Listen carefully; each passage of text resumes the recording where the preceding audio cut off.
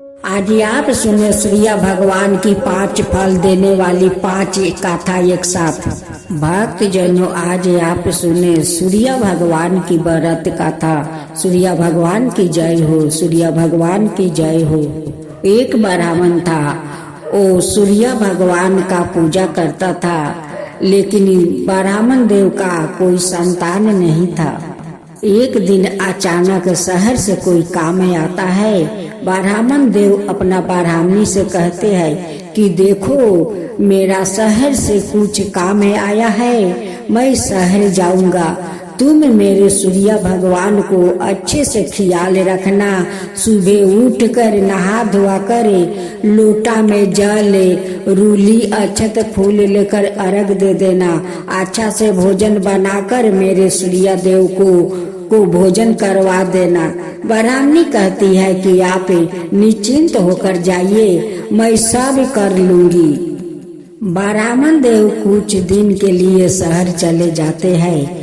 ब्राह्मणी सुबह उठकर अपना काम धंधा खत्म कर लेती है। नहा धोआ कर लोटा में जल, रूली, अक्षत, फूल लेकर सूर्य देव को अर्घ दे देती है। भोजन बनाकर एक थाला में परोस लेती है और सूर्य भगवान का फोटो को सामने जाकर थाल रख देती है और कहती है कि सूर्य देव भोजन जल्दी जल्दी कर लीजिए। सूर्य भगवान को कहकर वो मन हो जाती है। कहती है कि वो तो अब निकल आएंगे और आकर भोजन करेंगे। फिर कुछ देर हो गई। फिर ब्राह्मणी कहती है कि सूर्य देव, मुझसे कुछ भूल हुआ है, आपका भोजन में कुछ कम हुआ है, क्यों नहीं आप भोजन करते हैं। ब्राह्मणी कहती है कि सूर्य देव, अगर मुझसे कुछ भूल हुआ है तो मुझे क्षमा कर दीजिए। अगर आपका भोजन में कुछ कम है तो आप बता दीजिए, मैं और आपके लिए भोजन ला दूंगी। सूर्य देव कहते हैं कि ये ब्राह्मणी तो बहुत भोली है, अब तो मुझे जाकर भोजन करना ही होगा।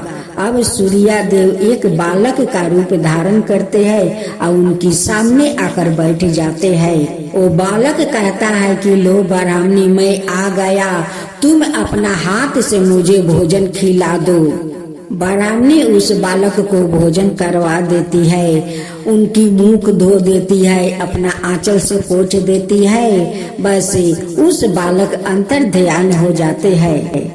कुछ दिन का बाद ब्राह्मण देव शहर से लौटे आते हैं। ब्राह्मणी से पूछते हैं कि ब्राह्मणी, तुम मेरे सूर्य देव को अच्छे से ख्याल राखी हो तो, भोजन करवाई हो तो।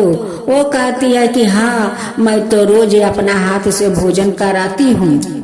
ब्राह्मण देव अपना पत्नी के बात सुनकर कहते हैं कि तुम अपना हाथ से सूर्य देव को भोजन करवाती हो।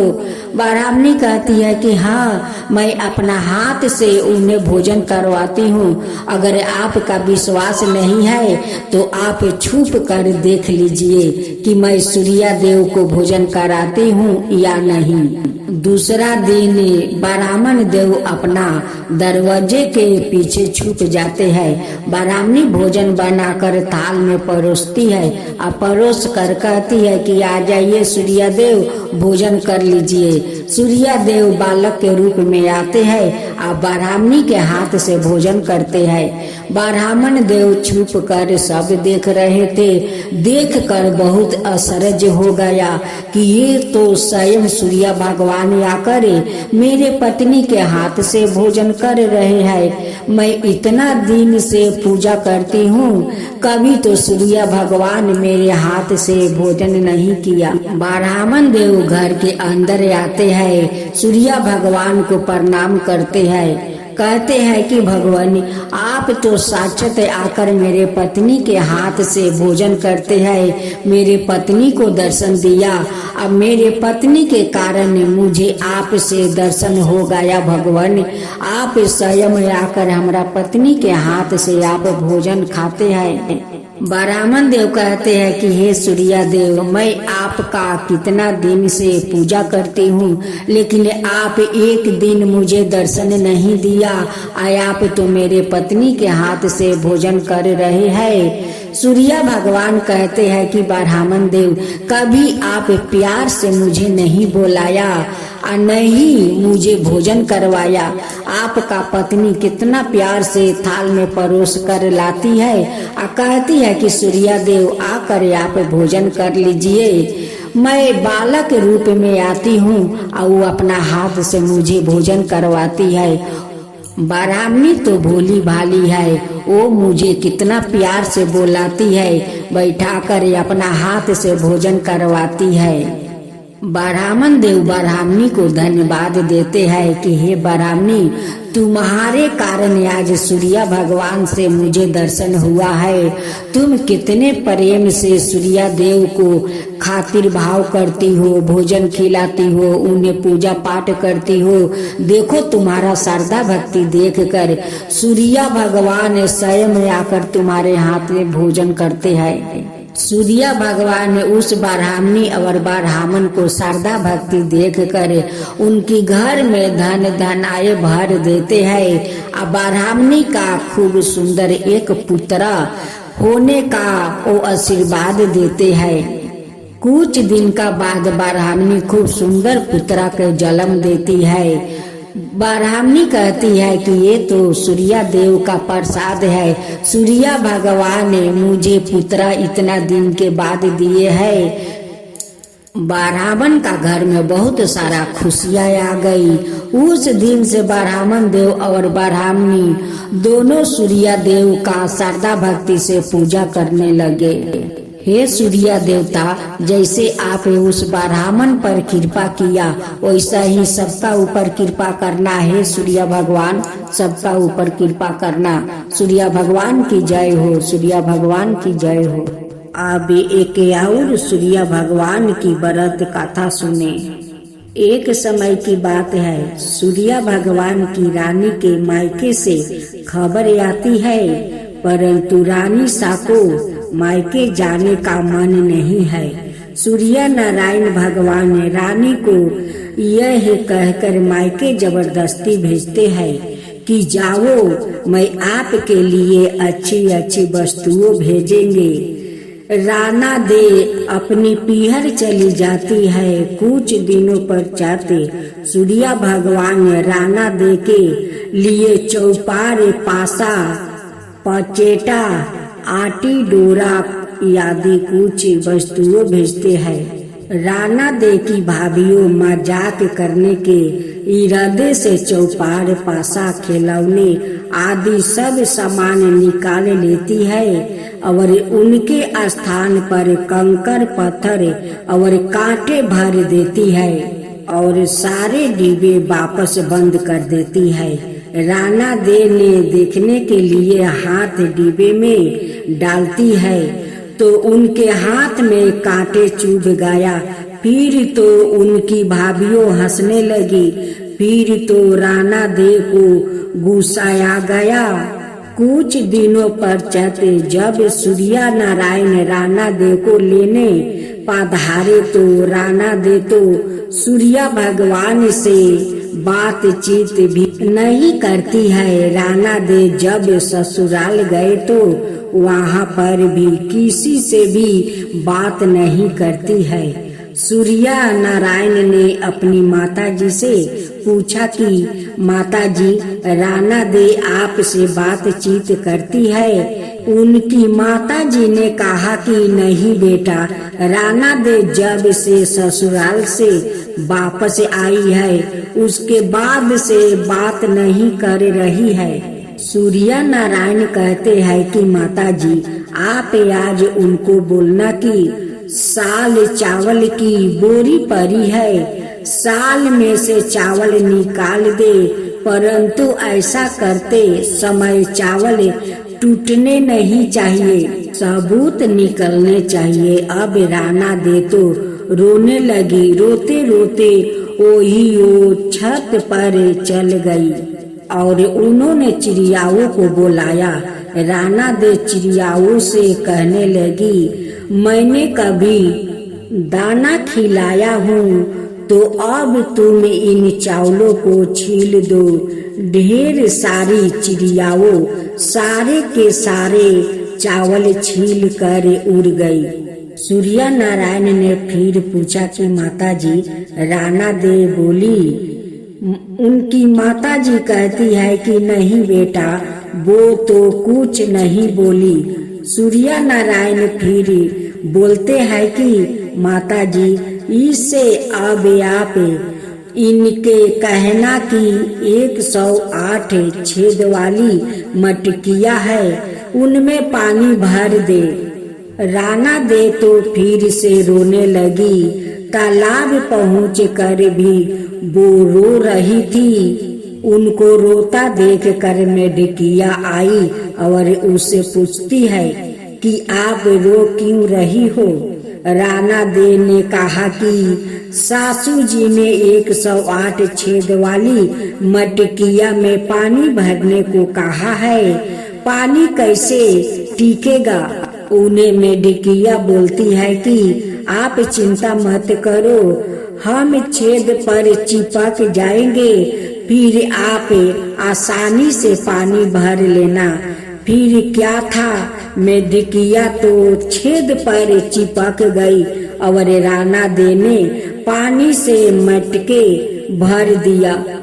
उस दिन भी साय काल में सूर्य नारायण माता जी से पूछते हैं कि राणा दे बोली। उनकी माता जी कहती है कि नहीं बोली। सूर्य नारायण कहते हैं कि कल आप उससे बोलना कि बाग में उनके मौसी जी आए हुए हैं जो मिलने जाए, और उनको यह भी बोलना कि जिस तरफ चरमुह बिगड़े हुए हैं उधर जाए। अगले दिन सूर्य नारायण रास्ते में औरत का रूप बनाकर घूंघटा निकाल कर बैठ गया, और जब राणा दे उस तरफ आए तो सूर्य नारायण औरत का रूप धारण कर ही बैठे बैठे रोने लगे। राणा दे ने कहा, क्यों रो रही हो, कोई मुसीबत आ गई है क्या। आगे राणा दे बोले कि मेरे जितनी मुसीबत हो तो क्या करोगे। सूर्य नारायण बोले कि आपके क्या मुसीबत है। राणा दे बोली कि क्या बताऊं, मैं पीहर नहीं जा रही थी, फिर भी उन्होंने मुझे जबरदस्ती भेजा और बोला कि मैं अच्छी अच्छी वस्तु और उपहार में भेजूंगा, और डिब्बे में भर कर उन्होंने कंकर पत्थर और कांटे भेजा। मैंने देखने के लिए हाथ डिब्बे में डाली तो मेरे हाथ में सब कांटे चुभ गया। मेरी भाभीओ मेरी मजाक बनाने लगी। थोड़े दिन बाद वापस लेने आए और मैं ससुराल आ गई। फिर साल में से मुझे चावल निकालने को बोला और यह भी कहा कि एक भी चावल टूटना नहीं चाहिए। फिर मुझे 108 छेद वाली मटकिया में पानी भरने के लिए कहा। अब आप ही बताओ, छेद वाली मटकिया में पानी कैसे ठहरता। वो तो मेढकिया मटके के अंदर चिपक गई जो मैंने भर दिया। यह कहते ही राणा दे तो जोर जोर से रोने लगी। फिर तो सूर्य भगवान ने राणा दे के हाथ पकड़ लिया और अपने असली स्वरूप में आ गए।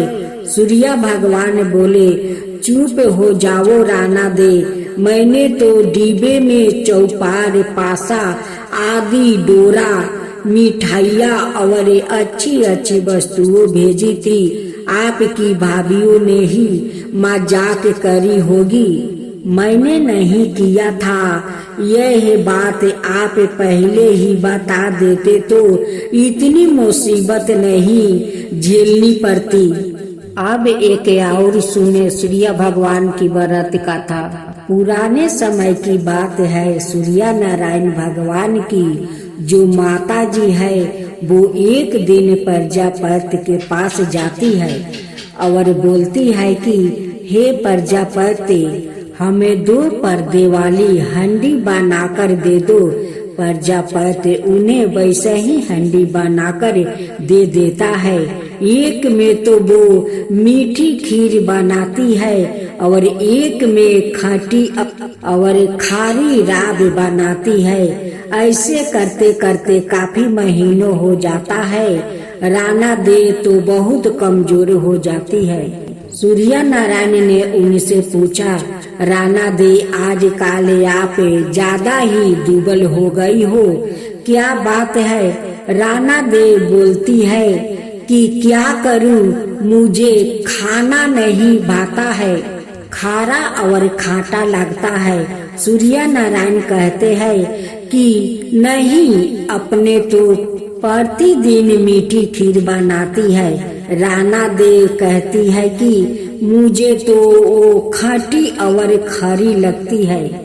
दूसरे दिन सूर्य नारायण की माताजी थालियां परोसती है। राना दे चख कर थाली सरका देती है। सूर्य नारायण जब उन्हें ऐसा करते हुए देखते हैं तो वो अपनी माताजी से कहते हैं कि माँ थोड़ा जल भरना। उनकी माताजी जल लेने जाती है।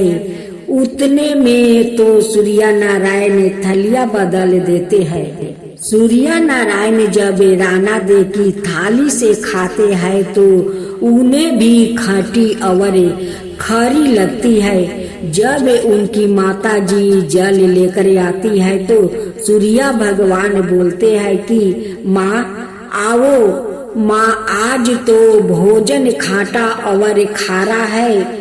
माताजी कहती है कि नहीं बेटा, हमने तो तुम्हारे लिए मीठी खीर राखी थी, कहीं तुम्हारे राना दे की थाली तो नहीं आ गई है। सूर्य भगवान बोलते हैं कि माँ ऐसा अलग अलग भोजन क्यों बनाई है?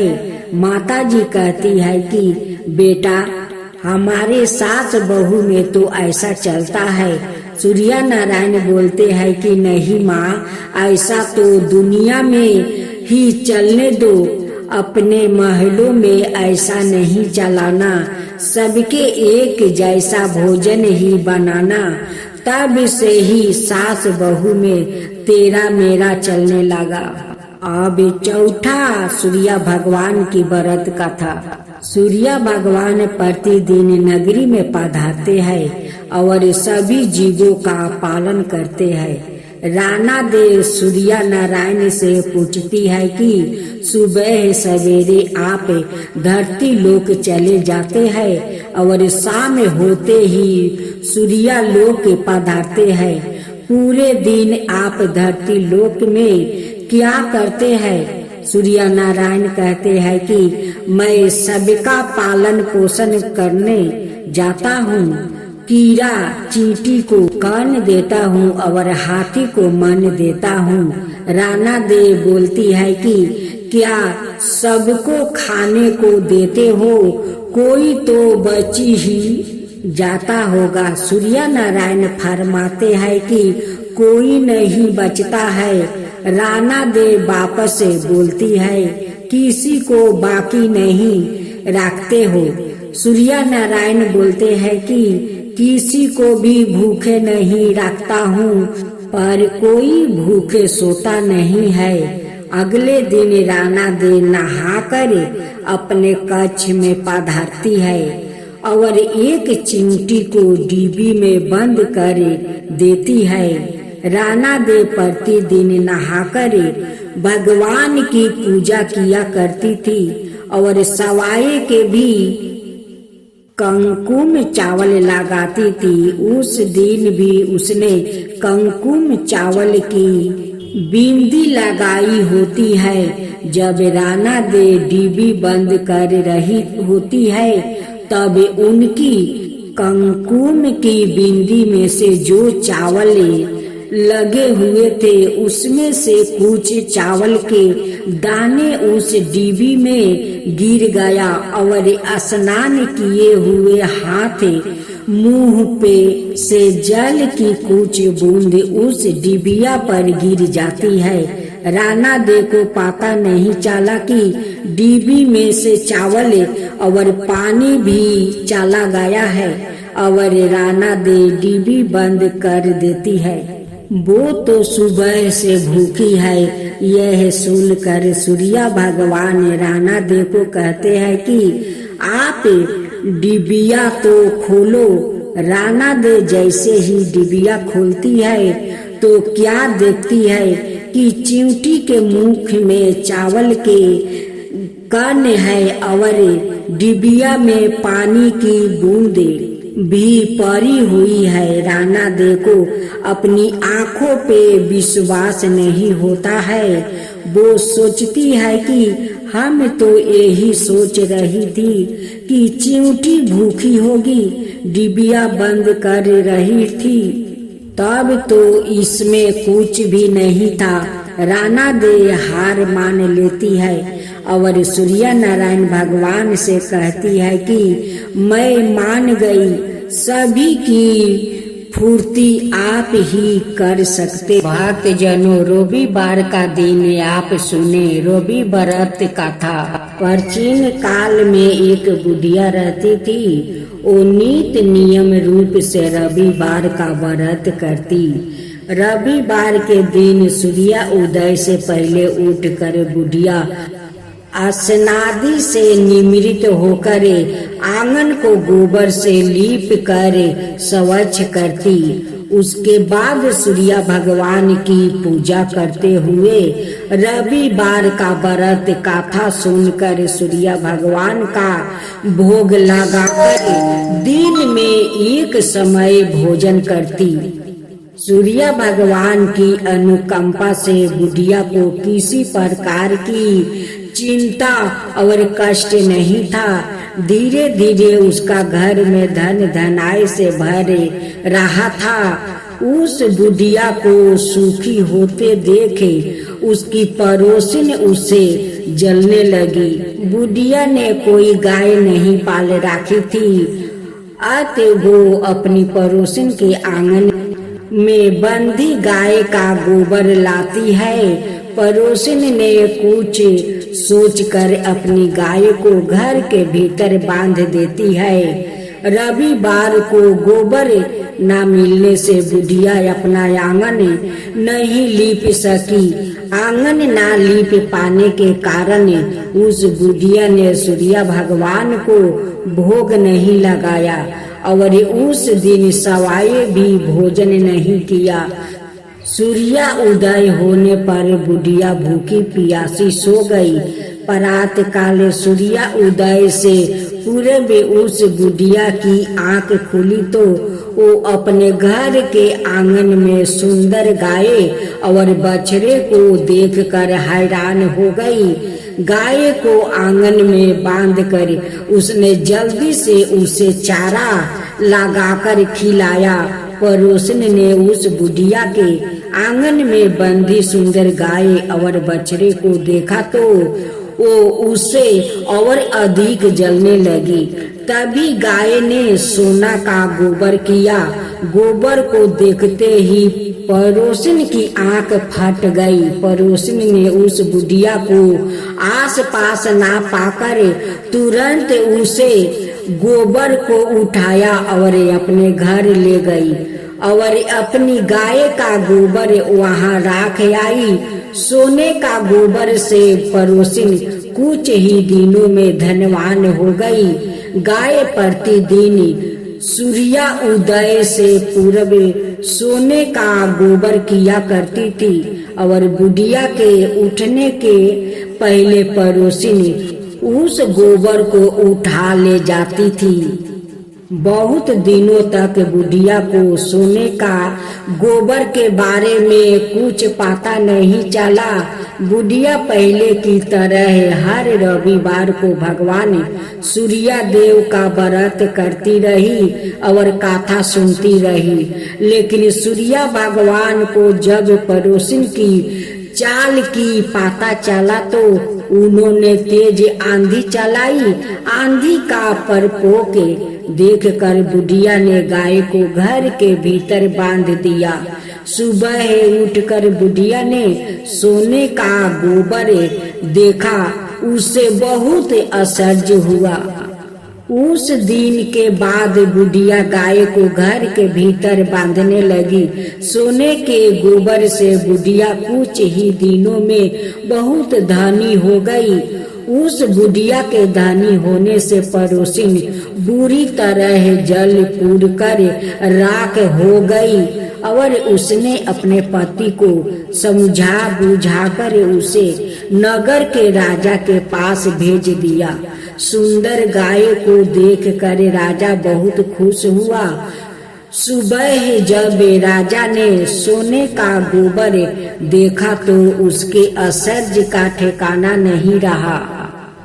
उधर सूर्य भगवान को भूखी प्यासी बुढ़िया को इस तरह प्रार्थना करते देखा, उस पर बहुत करुणा आ गई। उसी रात सूर्य भगवान ने राजा को सपने में कहा, राजन, बुढ़िया की गाय बछड़ा तुरंत लौटा दे, नहीं तो तुम पर विपत्तियों का पहाड़ टूट पड़ेगा, तुम्हारा महल नष्ट हो जाएगा।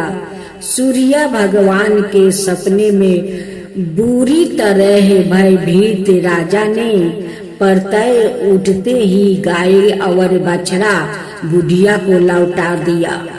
राजा ने बहुत सा धन देकर बुढ़िया से अपनी गलती के लिए क्षमा मांगी। राजा ने पड़ोसिन और उसके पति को उनकी इस दुष्टता के लिए दंड दिया। फिर राजा ने पूरे राज्य में घोषणा करवाई कि सभी स्त्री पुरुष रविवार का व्रत किया करे। रविवार का व्रत करने से सभी लोग के घर धन धनाय से भर गया। राज्य में चारों ओर खुशहाली छा गई। स्त्री पुरुष खुशी जीवन यापन करने लगे और तभी से लोग के शरीर के कष्ट भी दूर हो गया।